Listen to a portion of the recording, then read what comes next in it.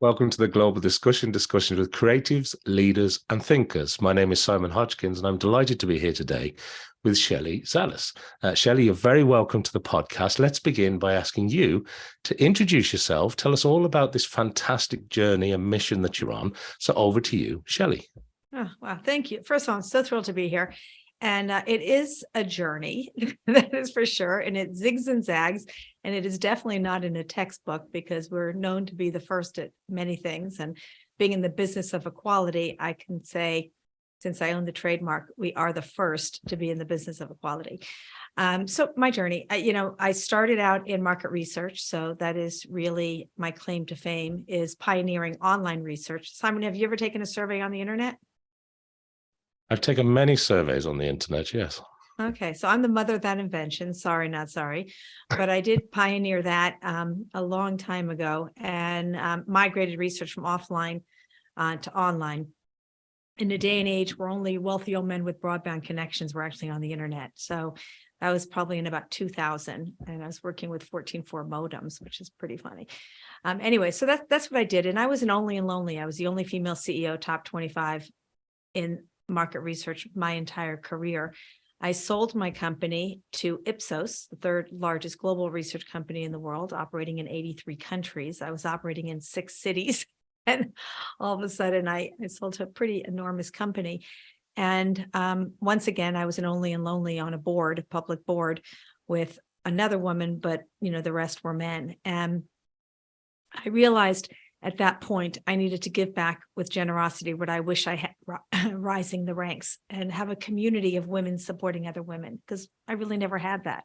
At the age of 60, I've been around the block a really long time. And I started something 10 years ago called the Girls Lounge to take on the Boys Club.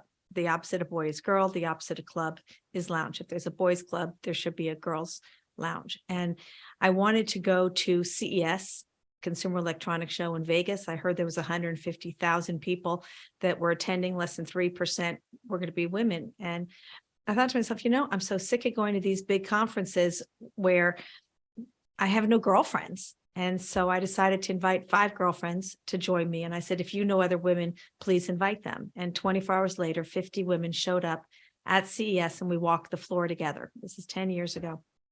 And what was remarkable was 2 things happened to me in that moment.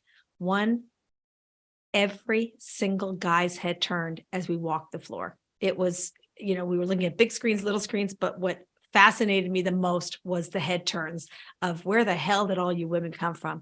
And it was this whoosh, it was just this whoosh moment for me. And I coined the phrase power of the pack. A woman alone has power. Collectively, we have impact. 50 power women walking the floor. It was, one woman alone is invisible.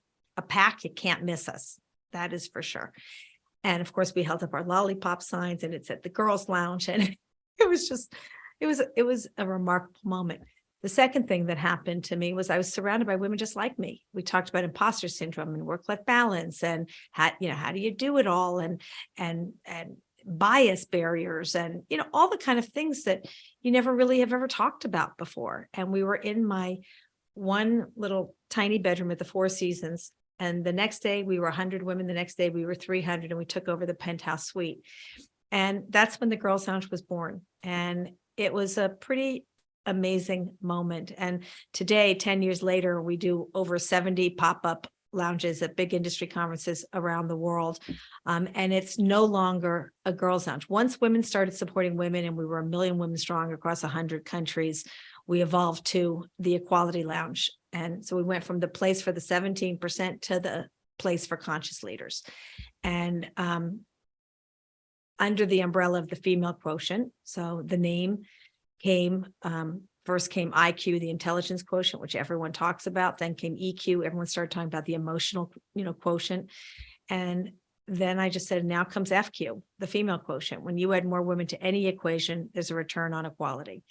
And replaying with ROE for return on equality and changing the algorithm. We know in technology, the algorithm's off because there's not enough women in anything that we do. So that's the quick evolution. I could go on and on, but I want to hear from you. I absolutely love it. FQ is fantastic. ROE is incredible. I can picture the 50 people walking down CES, having been familiar with CES for many years. That's one heck of a huge show. But back then, I'm sure that turned an awful lot of heads and certainly made an impression. Well, today we have hundreds of women walking the floor. So, from a little gaggle to like an ocean, it's, and when you look at the World Economic Forum, we just came from Davos, Switzerland. I created our first lounge there 8 years ago. My invitation was, we want you to come, but you might not feel welcome. And I called it the place for the 17%. And today, it's an equality lounge, but I would say that men are probably 17% visible on the streets, and, women flood Davos. And it really, the most important conversations happen in our lounge. We are a destination for equality. We're standing room only. And we have all the white badges, which are the CEOs and world leaders, in our lounge. So we're shifting the power from Congress to this little tiny place called, the Equality Lounge. And we trended this year top 5 in social media when, World Economic Forum took 2 out of the 5 spots. So we're making progress and creating action and impact around the world, which is really exciting. And that's so on one hand, it's such an impressive progress that's been made.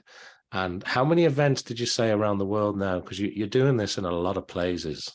Must take a lot of planning behind the scenes. Well, we have a tiny little team, but I always say when purpose meets passion, you're unstoppable. And so they are an unstoppable, passionate, driven. We're a group, and our partners are all part of it. It's not my lounge, it's not yours, it's ours. And it's really about the power of collaboration and sharing the good, bad, and ugly so that we can truly accelerate progress. Sorry, I was going to say the Equality Lounge, it's such an important term, because even today, and I see this today, there are still panels at conferences that have a significant lack of female, women speaking. The tech, I don't know what the latest percentage is, but the tech percentage of people has always been significantly skewed. And that's where a lot of these apps and technology has been developed, and it has bias built in. It has, a particular type of person, traditionally in Silicon Valley, inputting to the development of these things. And that imbalance, where it hasn't been equal, it's kind of caught up with us now. It feels like we're aware of the problem now, but I don't think in some of those areas we've fixed the problem. It's true. I mean, it's why I wrote the algorithm for equality, because you can't change the equation and close the gap if we don't put more women in everything, not only, on the field, on the court, in the, workplace, but we need women in the business of each of these categories. And so, pre-COVID, we were hosting upwards of 70 lounges a year across every industry. Actually, we just did one for cybersecurity. So that was our first lounge in cybersecurity. I'm on my way to Phoenix to speak to women in trucking. And we have as many, we have plenty of men, in our lounges. We call them conscious leaders. When people use the phrase male allies, I cringe, because we don't need male allies. We need leadership allies. I don't care if you're a man or a woman. If you're in a position of power, do something. When we say, oh, it's unconscious bias. Unconscious bias, if you use the word unconscious, you're conscious. And once you're conscious, you have a choice. Do you want to do something or not? And that is the difference between a conscious leader and an unconscious leader. An unconscious leader has chosen to sit on the sidelines and watch the game and not get on the field and play. We need players that are action-oriented. Love that. And you work a lot with, partners and Fortune 500 companies around the world. And do you think the agenda has changed? I mean, the pandemic, a lot of people I talk to, they talk about it as being a bit of an accelerant. It sort of moved us forward, maybe. There seems to be more of an awareness of the importance of diversity, the importance of equality, and some of the Fortune 500s maybe that were a little bit, unproductive in this area seem to have got the message. It seems to be more on the boardroom agenda now than maybe it has been in a long time. Would you agree with that? It is more on the agenda. We are definitely more aware. We are conscious now. We just launched a new concept in Davos called the flipping point, which plays off the tipping point, but it's the next level. Tipping point, you watch and wait for things to happen. The flipping point requires action. And that's what we need now. And, the World Economic Forum just published a report that says it'll take another 132 years to close the gender gap. 132 years. Like, where will you be? And that was just that made me cry. That made me so incredibly sad because, World Economic Forum has an agenda and they invite the people to sit at the table, which are world leaders, Fortune 500 CEOs, people in social justice. They're all men. And that's why I called it the place for the 17%. And so the flipping point is looking for 10 Fortune 500 CEOs with a moonshot mindset that are conscious and will take responsibility for the actions to close the gap, of which I said we can do in 5 years, not 132, if we work together, better together, share the new ideas and write the new equality playbook. And, when you think about it, the rules of the workplace were written over 100 years ago by men for men because women just weren't in the workplace, but they've never been modified. They've never been adjusted. We just keep adding junk to the trunk and not getting rid of the stuff we don't need and creating a whiteboard for, today and for tomorrow. And so, this is our flipping point moment. It's the moment in time where we have the ability, the permission to have a clean slate, because what we've been doing is not working. The gaps have all widened. The pay gap has widened. The skill gap has widened. The leadership gap is terrible. Black women in particular are leaving the workplace to start their own companies because they said, we have been saying microaggression is a problem for us and nothing has changed. And we're done. And we're not done. We're here. And these are easy solutions. And so I compared the hard things. We created the internet in 25 years. We put people on the moon in 10 years. We had a pandemic. We created a vaccine in 1 year. We can't figure out how to pay Sally the same as Peter. We can't figure out how to put women in leadership. We can't figure out that diversity is not only the right thing to do, it's good for business. We have the data. Should it take 132 years to fix this when we have solved harder problems? Absolutely not.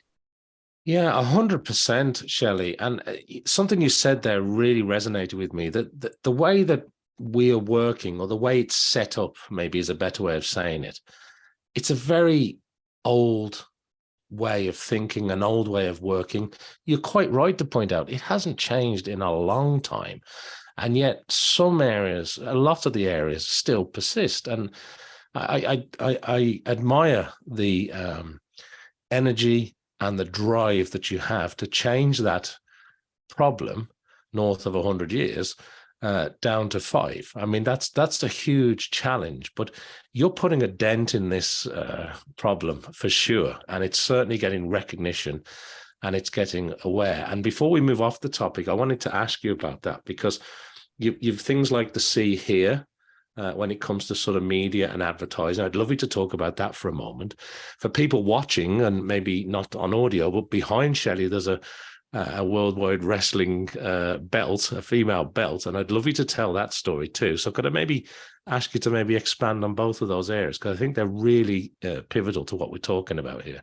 Thank you. So See Her, I'm the co-founder of See Her with two amazing other women, Patty Kerr and Gail Tifford, and Megan Smith, the former chief technology officer of the United States, Obama's CTO, instrumental in making this come to life. But it's all about the accurate and realistic portrayal of girls and women in media and entertainment. And so the Female Quotient's mission is to change the equation, close the gap in the workplace. We call that Inside Out. And See Her's mission is outside in. How do we show more representation in media and entertainment? Show more women in board seats and as doctors and lawyers and smart and strong, women. And that's where representation and reflection impacts culture. And even now in Davos, we were with Romina Ferrari, and she started Ferrari Academy, and she's a designer at Ferrari, and she's incredible. And I said, why do we not have more female race car drivers driving with men, not in their own leagues? And she said, because they don't see female race car drivers. And so we wrote the tagline, if you could see her, you could be her. We need that. We need to make the invisible visible, because that's how you change the equation and close the gap all around. So See Her is going on its 6th year. We also created a new measure called GEM, the Gender Equality Measure, which is a new research measure where we got Fortune 500 advertisers to start embracing the GEM into their research testing so that we can monitor. We always say, and this was Paul Pullman, the former CEO of Unilever, you treasure what you measure. And so we needed to add that to copy testing, which is now a universal standard. So we're very excited about that. And we brought the See Her movement to the ANA, the Association of National Advertisers, so that advertisers will take this on with responsibility, accountability, and drive the change forward in everything they do in media and entertainment. So that's See Her. I'm very excited about that. Yeah, that's phenomenal. So important. Yeah. And the fact that it's, what did you say, 6th year now? We're going on our 6th year. That's great. And also the wrestling, I can't let you go without telling me the wrestling story. First of all, this is all Steph McMahon. Stephanie McMahon just stepped down because she was the CEO. She took over when her father, she's chief marketing officer, chief brand officer, but then was CEO for a short period of time. But these wrestling belts are incredible. Women had half the size of the men's wrestling belt. They were little butterfly belts.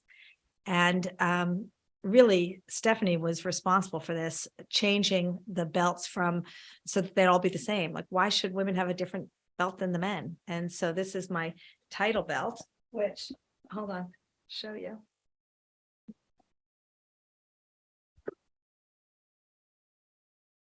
It's very heavy. This is the men's title belt, which is now the men's and the women's. It says my name, and it says Chief Troublemaker, because that's my nickname. That's fantastic, Shelley. Thank you so much for sharing that. And I've actually seen Stephanie McMahon speaking at conferences. I've heard her talk at many large scale, well-known conferences, and also in the tech space. And when you get behind sort of what you see as a consumer, the business that they have there is incredible. It is one heck of a business. But I love the belt. That is such a great thing to have, and such an important reminder. It's amazing because there's no such thing as coincidence. And I was in Saudi Arabia speaking in Riyadh at FII, and it was I was, I think, one of the first women on the main stage there. It was a pretty monumental moment. And I was taking 50 women to dinner that night that I had just met in Saudi Arabia, the power women in Saudi Arabia. And they're badass tech, finance, innovators, entrepreneurs, scientists, the whole enchilada. They were like unbelievable. And as I'm having, and I was only there for 24 hours. I was there for 24 hours. As we're having dinner, Steph calls me and she says, "Are you in Saudi Arabia?" I said, "Yeah, how do you know?" Because I didn't post, I didn't do anything. She said, "Oh, I called your office and they said you're there." And she says, "Well, tonight and tonight only, we have the female wrestlers wrestling in Riyadh." Like, never before. First time ever. And it's the only day that I'm there. And she says, "You have to go support them." And I know a lot of because we do so much with WWE. And I turned to all the 50. I said, "Stephanie, we're in the middle of dinner." And she goes, "Just ask them if they're going to want to go." And so I say to the 50 women, you guys by any chance want to go to WWE and watch the female wrestlers wrestle? And these women with hijabs, the whole, are you kidding? Let's go. We didn't even eat dinner yet. Like we had just ordered, and they all called their drivers and everything. All their drivers pull up. This is like at 7:00 at night, 7:30 at night, 9:00, the women were on. And it was far, it was an hour drive. It was really far. Here you have 50 women, talk about power of the pack again, running into the stadium. I assumed we had VIP tickets. I had no idea. So we pulled into the VIP area, not knowing where our seats were. And it's now like 3 minutes to 9. And the guy says, I'm sorry, ladies, you're at the wrong gate. You need to get back in your cars and go da, da, da, da, da, da, da. These women pushed the security guards aside and raced into whatever door we were at. We were standing in front of the ring. And of course, I know a lot of the female wrestlers, and we watched firework. It was a monumental moment that, I don't even know if you could even understand how. I'm shivering just telling you the story because I remembered like it was yesterday. And this is 3 years ago or something like that. But it's an incredible story. It's an incredible story and such an important moment. So thank you for sharing that, Shelley. I love that. And of course, the work that you do with See Her, that's so important too. And the other thing I wanted to ask you before we run out of time is I want to ask you a little bit about you. Because we've sort of talked a little bit about all the things you're involved in, and I know there's a lot more. But when it comes to your own particular style of learning, I know you have a research background, obviously having set up businesses, sold businesses in that area. But when it comes to your own onboarding of information now, what do you do to ensure that the information that you're getting in is balanced, that it is, it has that quality? How do you curate the information that you do? Do you read books? Are you an audio person? Are you listening to podcasts? Is it the people you meet and you associate with? Are you researching behind the scenes? How does that work for you? Because there's a lot of information out there. There's a lot of content. There's a lot of different media platforms. So how do you go about that for your own personal understanding, learning, advancement, etc.? Yeah, first of all, we are an amazing team. And, people don't understand that team is we all bring a value of equal value. 1 + 1 is 11. That is for sure. So we divide and conquer collectively inside our team, and our partners are truly with us in everything that we do and add that same value. Like they're all hosts in the lounges, they're all speaking in the lounges, they're all bringing different perspectives. But it's also why we launched our FQ Media. We have FQ Experiences, which is lounges. We have FQ Services, which is the flipping point, and we're working on something else pretty enormous right now. But we also have FQ Media, which is our content piece. And, a lot of the content, and you nailed it, we do curate to make sure it is sharing the right information. When the internet came up and everyone started becoming their own doctors and self-diagnosing because all that information was out there, it doesn't mean that they were diagnosing themselves properly. And so we do carefully curate what's out there, but we then amplify up the wazoo because our community is so big to make sure people get recognized for what they're doing and how they're doing it. And then we write a lot of original thought pieces because what we do is not in a textbook. And so we are leading the way in conversations and opening up hard topics sometimes. We're making people uncomfortable. But when you go together, you're more comfortable being uncomfortable. And we unlock taboo topics. Just talk about it for Pete's sake. The other day at World Economic Forum, we were on a panel conversation. We have so much diversity in our lounge, and everyone kept saying women of color, women of color, women of color. And I'm like, why do we lump all non-white women into one bucket called women of color? There's Black women, there's Latina women, there's Asian women, there's, BIPOC. So why are we putting everyone in one bucket? And everyone's like, oh my God, no one's ever said that.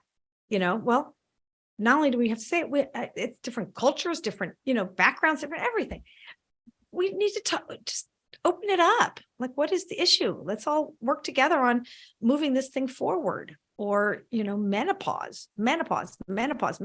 Say it, like, talk about it. These are issues, they're not even issues. It's called life. Like, why are these taboo topics that we, hello, this is reality. Or, I had the president of Spain in the lounge, and I said to him, so happy you're here. Can we have a conversation about something? And he says, sure. I said, well, you put a new law out that, women, when they have their periods, should get 3 days off a month or more. And I said, that is so wonderful. Thank you. I said, but can we rework it? Because if women are taking off for maternity leave and for periods and for menopause and for mental health, I said, first of all, what do the men have? We never talk about anything that men have. There's going to be a bias, a bigger bias, inherent bias built in. Unconscious, which is conscious. Who's going to want to hire women if they're never working? I said, so can we, I love your thinking and the support, but can we rework it a little bit? And it's like, wow, no one's ever brought that up. Can we have this conversation? And like, these are the kinds of things that we just need to open up. And if you don't talk about it, we can't activate the solutions for change. So let's go. Like, what are we waiting for? Well, thanks, Shelley, and thanks for giving us a little bit of insight there, because the creation of the information is obviously an important step, and the fact that you write an awful lot of these sort of thought pieces yourself, I think that's really important. And you're right, there is no book for the journey you're on, because you're writing the book as you go. You are sort of blazing a trail. You're making a difference. You're changing mindsets, and importantly, and I think what you said there at the end is, you have those difficult conversations, because that's how you get people to think, make different decisions, change the outcome. And I think that's such an important insight. So thanks for sharing that with me today, Shelley. And thinking is one thing, that's the cognitive. It's the feeling too. Like, people say, where does your passion come from? And it comes from being there. I've been that girl. And, the only way that, change happens is if you are resilient, you're passionate, you have this purpose, and boom, your head, the cognitive, is intellectual, it's rational. You can justify what you're going to do and not do. Your heart, you can't change that heartbeat. It is going to beat however, boom. It drives you forward. And men and women, conscious leaders, if they followed their heart, they would activate the solutions for change. We all have a mother, a daughter, a sister, a girlfriend, a friend. So what kind of future do you want the women in your life to grow up thinking about? And by the way, for boys too, it starts at a young age, the respect between boys and girls, men and women, in the playground and in the boardroom. 100%, couldn't agree more. When you look at the people that you're surrounded with, you've said about the great team that you work with and the great partners that you have around the world. But when I ask you about people that you admire, or people that inspire you, or people that you're motivated by, is there a particular person or persons that spring to mind immediately, or is it a particular personality type? But when it comes to people that you admire, what springs to mind, Shelley? I admire everyone in my world today, because they're all transparent, they're authentic, they're the real deal, they're action oriented, and they are ready to create the change that we need to see. But most importantly, they're collaborative. The only way it will work is if you collaborate. We're better together, and that is the mindset that that attracts me, and the people that life is choice. You can choose to be around negative, what's wrong, why not people, or you can choose to be around why yes, opportunity, what can be done, we're going to do together, and people that are willing to take a chance. I mean, when you're first, there's no rule book, there's no textbook. You have to be willing to fail to succeed. But when we go together, it's way more fun, way more impactful, way faster. We accelerate change, and we all bring our perspectives to the table. Like, wow, that's leadership to me. It's not about your title. It's not about age. It's not about title. It's about action. Boom. Love that. Yeah. Yeah. And you're also sort of referring earlier, weren't you, to you sort of feel it in here too, the sort of that human emotion, that rise. You were sort of touching on a little bit when you were talking about everybody rushing the door at the event with Stephanie McMahon called you about. And you've kind of got that enthusiasm to get things done. And obviously the team that you have, they're wonderful people. They're making a real difference. And it's certainly not a light-hearted goal that you've set yourselves. I mean, this is probably one of the biggest challenges that hasn't been addressed. So it's significant. Listen, I hire for passion, train for skill. And, I always say, unless you want to be a doctor, lawyer, and accountant, that's a little different. But if you created, culture is not from top down or bottom up. It comes from all around, and it's about your people. So if you hired people with passion and kindness and that collaborative spirit, we would have a culture of belonging, of safety, security, and belonging. Yet we don't even look for that. I don't see that in resumes or in profiles or in job descriptions. But now imagine if we were looking for a leader who's empathetic, compassionate, collaborative, and empathetic, and by the way, can deliver a great bottom line. That will change the equation and close the gap.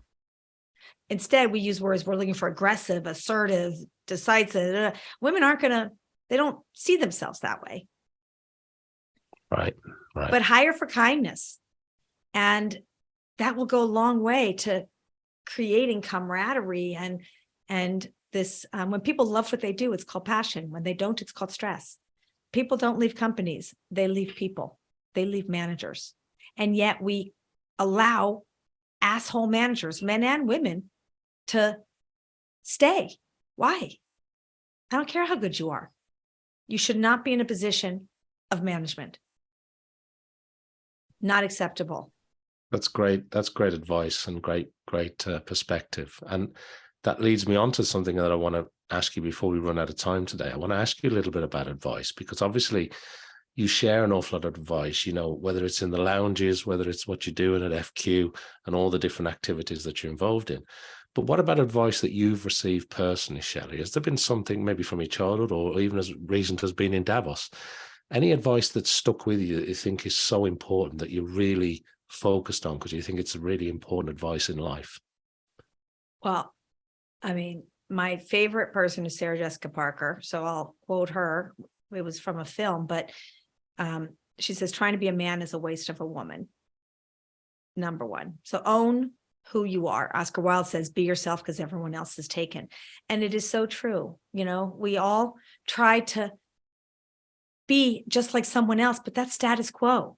And that's why women start acting like men, because that's who got ahead. And that's why I created the Girl Sound. Own your feminine.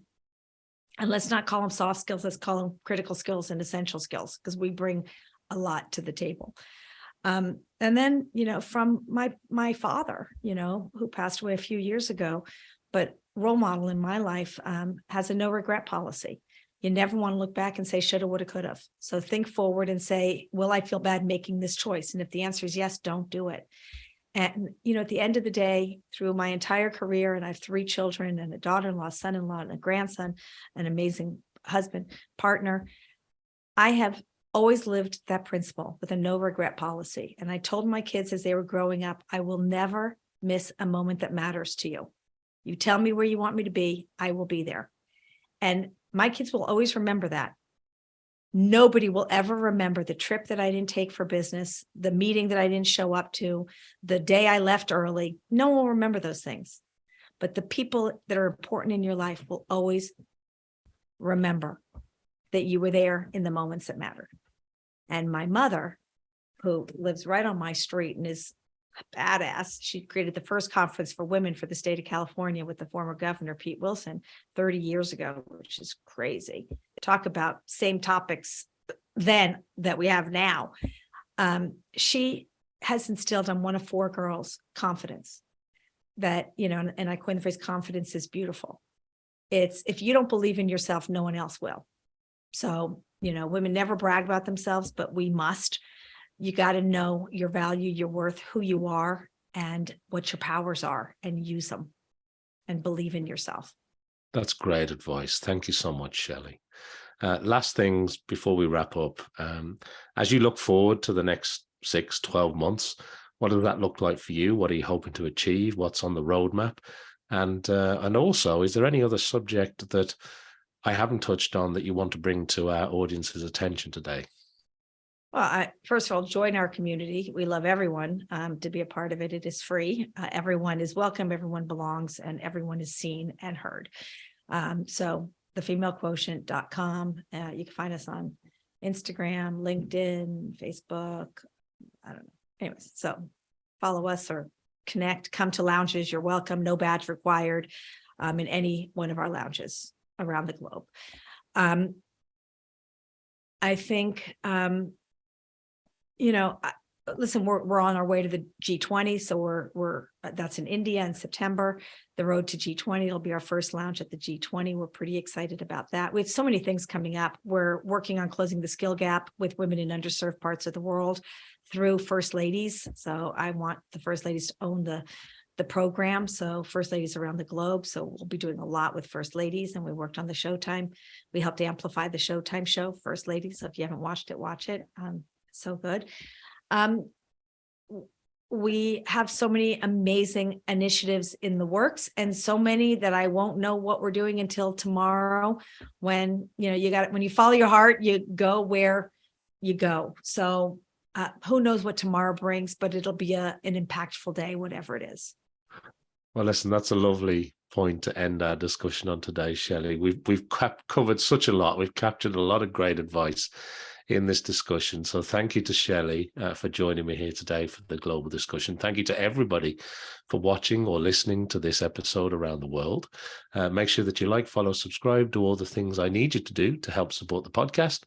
And hopefully you'll join me back here for more discussions with creatives, leaders, and thinkers. Shelley, it's been an absolute pleasure to catch up with you. Thank you so much for joining me today.